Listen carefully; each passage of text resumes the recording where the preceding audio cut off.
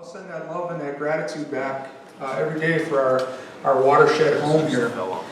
And the fact that the upper reaches of the Bad River watershed are still intact and not exploded by ammonium nitrates in the form of some open pit fiasco. So there's as much as some of these issues that confront us here in 2019 can kind of get me riled up and impact the words that I choose to kind of put forward. I do want to say that as Anishinaabe people, a lot of times what we're trying to send forward is a pretty humble message. A pretty humble message that is rooted in that notion that water is life, and that the ecosystems around us have a lot of life-giving properties, a lot of spiritual properties and energy that I'm sure all of us interact with, and that keeping those things around us in nature, keeping those things intact helps keep us intact. And although Leopold is given credit for transcribing an old Anishinaabe value, and he said in his book, San County Almanac, you alter the land, you alter the people. And such is the case with water too. And so for the purposes of tonight, I want to say that I'm so glad many of you chose to join us. And we talked about Enbridge Line 5 and the threat that it presents in real time for the Bad River and some of our tributaries and some of the lands inside our reservation. And to take you back real quick and kind of summarize where we're at, in 2017, one of two leases expired. There's one lease that didn't expire, and I'll mention that in a minute. And if I forget, Joe Bates, please remind me too. But the one that expired covered a lot of allotment, individual parcels, and a lot of private property as that line goes across east to west on the res. The tribe, through land reacquisition efforts, trying to buy back our homeland, the tribe had become the principal player in the bulk of those private properties. And so as the majority shareholder, or the majority owner of land that this lease was under, we were able to send a message as a nation back to Enbridge in the form of a big no to renewing the lease. That particular lease called for the decommissioning and removal of the line from our reservation. With that being said, we've gone through a series of steps. Even back in 2017, they entered into mediation, and they had independent experts that did a lot of work analyzing threat and everything like that. Some of that stuff telling us things that we already knew, like if there was a catastrophic failure, which is actually presenting itself in the Bad River, where the line crosses the Bad River. If there was a catastrophic failure in a high water scenario at the Bad River, you would literally see the black snake of oil rolling through the Bad River and out into Lake Superior. And so, some of that stuff, to have a really high-powered independent expert reveal that as though they've stumbled onto some kind of new proposition is really interesting, because just like many of you, we happen to know our home, we happen to love our home, and we happen to have a lot of knowledge going back historically and in real time about our home. And part of this whole process set us on a path with Enbridge Line 5 that can only be summarized as irreconcilable differences. And more recently, we've entered into litigation against Enbridge for the decommissioning and removal of that line. And so, a couple of... That's my phone. I remember giving a speech one time, and my mom started calling me. And I was like, there were like 150 people. I'm like, I gotta take this one. What are you doing? I just cooked mashed potatoes. You coming over? I'm like,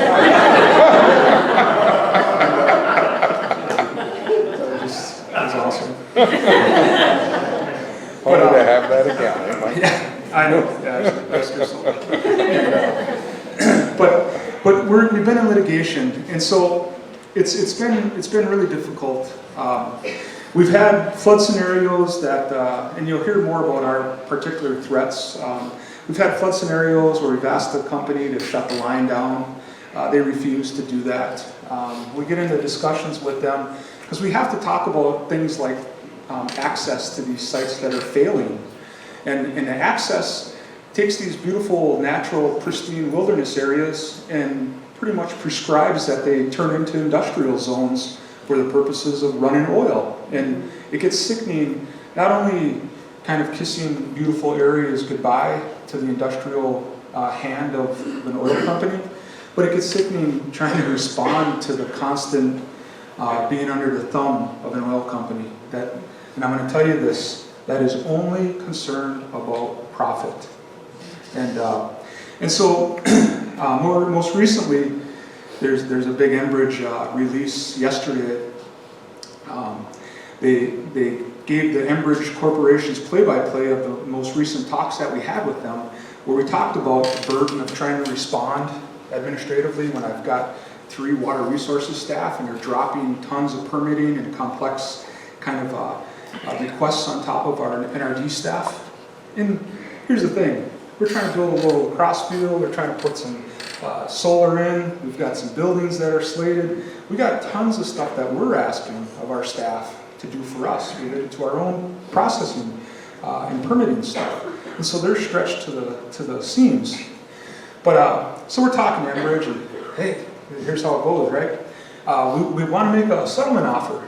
Well, we talked about that. You know, we're not interested in that stuff. Yeah, but just hear us out. We want to make a settlement offer.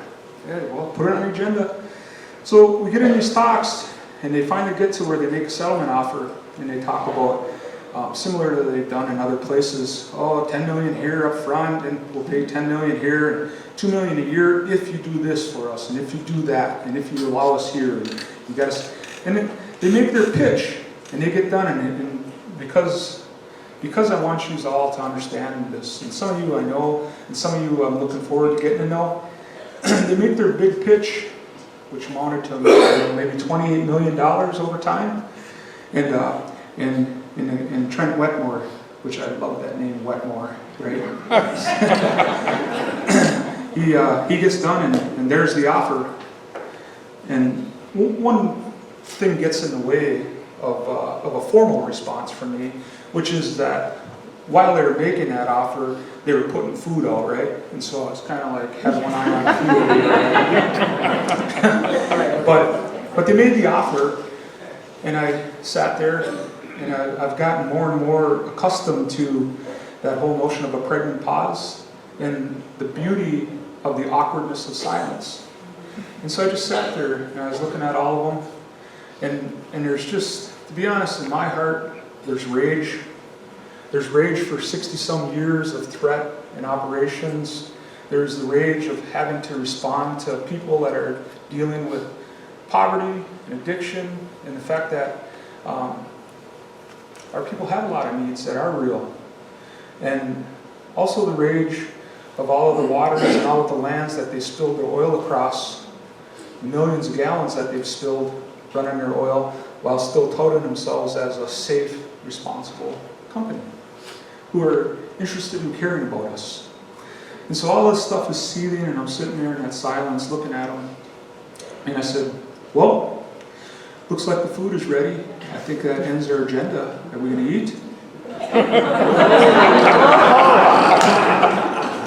And so I share this with you because they give a corporate release / summary play-by-play, and then because they did that, and because they insisted on that being on that agenda, they get to say things like, thank you, Chairman Wiggins, for talking settlement offers to litigation with us. When I'm sitting there looking at that, and the reality is there is no settlement. There's litigation, and there's the legal arena that's rooted in the rejection of Line 5. So one of the things that's happening, as many of you all know, is they're currently and they have been launching their big machine. The machine entails land agents, it entails legalese, it entails this whole notion of rerouting around the Bad River Reservation.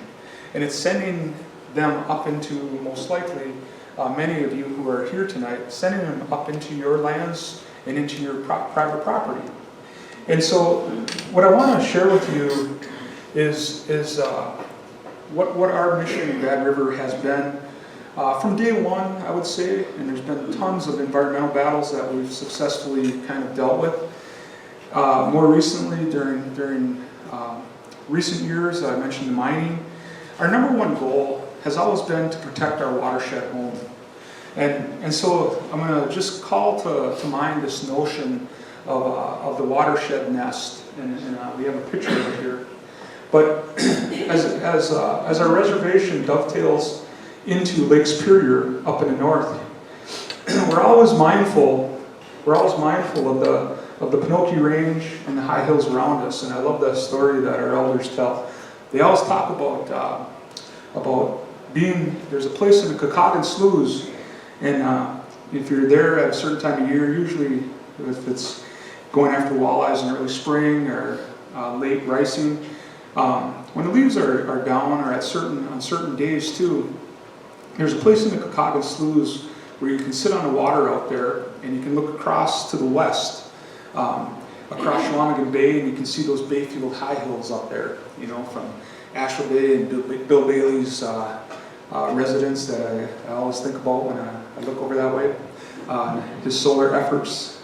But you can look to the Bayfield high hills over to the west, and you can follow that down as you're sitting out there in the water, the Kakagan Sloughs and the wild rice beds. And you can catch, again on the right day, you can catch that purple drift of the purple mountains down there in the Pinocchio high hills. And 25, 26 miles away, you can see that down to the south. And then they say, you can look to the east, see Graveyard Creek and the big hill that you go up to leave our reservation, and the start of the UP snow belt. And in that moment, as you're sitting out there in the wild rice, sitting in a canoe, you look at those high hills all around you, and you might feel like you're in the bottom of a bowl. But our elders tell us that Bad River, Mushkazee, has always been home of the Thunderbirds. And they say those round ones are the regs, right? And it's not the bottom of a bowl. You got to remember that on all those high places, all the water coming off those hills is rushing right at you in that moment. Rushing right at Gitchagumi and Moaning Wanakon and Madeline Island and our wild rice bed home there. All that water's rushing right at you, and it's not the bottom of a bowl. It's the bottom of the nest, because this is the home of the Thunderbirds. And so when we take our notions of protecting our little reservation, just like when you think of your lands and your homes, you know, we got lots of dreams and visions about sending this little piece of land and the waterway, the hydrological connectivity. We got lots of humble dreams about sending that into the future for all these babies that are still on the way. And that's a real thing. That's that 7th generation vision of realizing that all of us in here are temporary. 100 years from now, there's nobody in here that's probably going to be here. And so the things that we do now is kind of measured and reviewed through that long lens of what are we going to leave for those future generations that are still on the way. And things are crazy. Standing up for clean water, clean air, keeping the mountains around you intact from explosives, that stuff gets to be called environmental activism and sometimes radicalism. And you have state legislators that are responding with harsher criminal penalties if people try to stand up for their home, and that's, you know, it's another talk and another discussion. But it's really difficult times. But we stay rooted in love, we stay rooted in the notion that this watershed home attached to our reservation means something. I've come over time now to view the watershed and the places that you guys call home in the High Bridge, Maringo area, and up in the Mellon area, and in the Gurney area, those high hills. I've come to see the watershed as a living organism, capable of conducting trillions of gallons of cold, clean water from Mother Earth through those metallic mineral bodies and down those black lava rock beds like the Tyler Forks and other places.